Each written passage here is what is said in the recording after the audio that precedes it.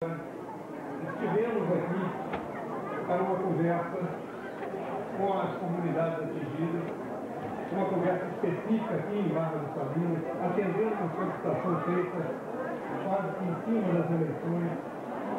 E não nos sustaremos nem agora, nem no futuro, a esse entendimento, a essa busca de entendimento. Eu sei que seria muito mais interessante para as populações que elas tivessem domínio, conhecimento daquilo que é feito na terra delas.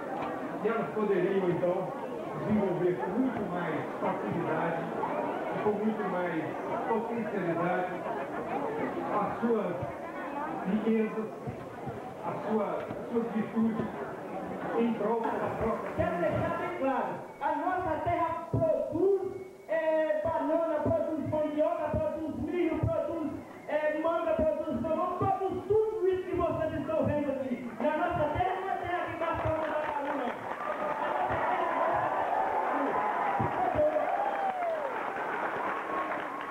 Para se construir uma barragem, precisa de uma coisa, a primeira coisa, respeitar o direito do povo. Trabalhador que tem 66 anos, nunca morri de fome. E graças a Deus, eu vivo na minha trabalho. Eu tenho um grande tabuleiro na beira do Vagaria, que produz tudo que está aqui presente, que falando que nossa terra não presta. Esse tabuleiro eu conheço igual uma mãe terra. Quer dizer que a mãe terra vai morrer, aí é que nós vamos morrer.